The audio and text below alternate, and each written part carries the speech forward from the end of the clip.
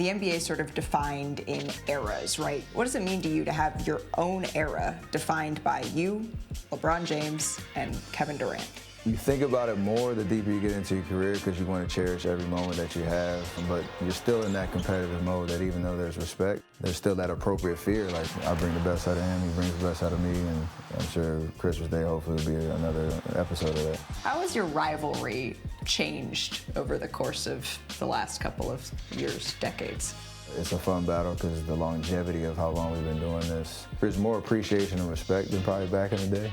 There's a lot of pettiness and resentment, and the rivalry was real, but it evolves and still want to go at each other, but the respect is there. Now it's just a couple more grays. A couple more grays, a couple more kids. Yeah, exactly. You won a gold medal. Fans want to know, is there any way we'll see it in the NBA? Probably not, but I think the what ifs and all that type of stuff, you kind of just leave that for the whatever platform people want to talk about it. Sure. We just hope. Your dad played 16 seasons. You're 16 seasons. How much thought do you put into how much longer you want to play? More than I probably have before. I think, it's okay to accept and acknowledge that the end is near at whatever point, but only because it allows you to enjoy what's happening right now. But I think the more you talk about it, the more you acknowledge it, it levels up just the sense of urgency of the moment now.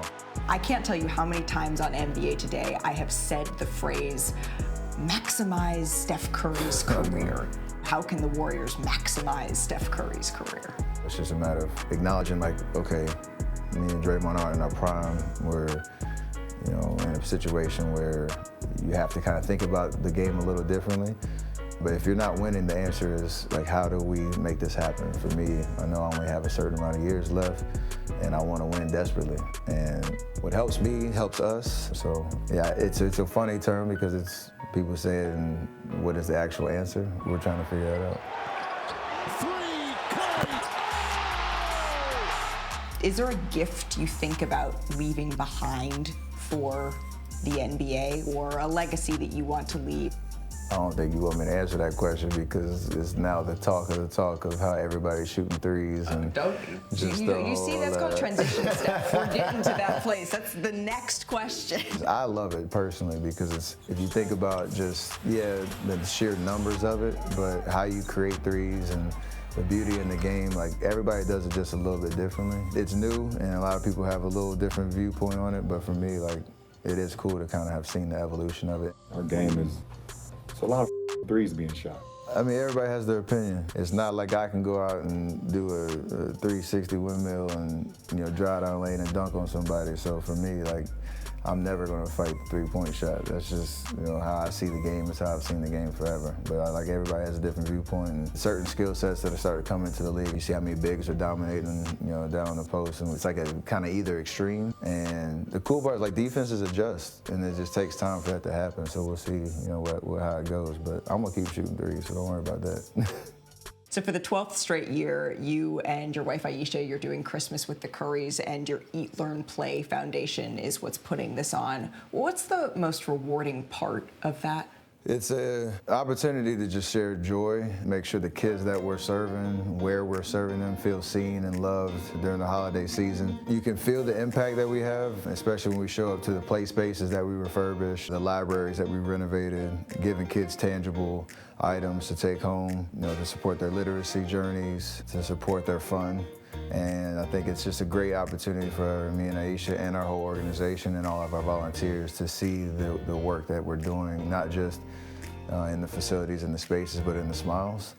And for me, like, that's the most rewarding part. So 12 years doing this, and hopefully a lot more in the future.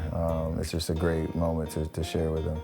Do you have a specific memory of maybe a kid or a moment that someone came up to you? Because I imagine when you show up, that's really when the room lights up. Yeah, but my favorite one so far is, I think two of them. One, me and Aisha dressed up as the Grinch and Cindy Lou, and thought we would get through the whole day without people recognizing it was actually us. We made it about an hour before the secret got out.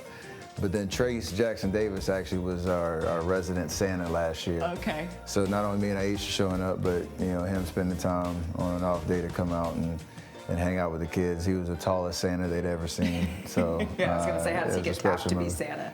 Rookie duties. Wanna try to boast at what I look like. Keep them going, try to wear, pull up long range.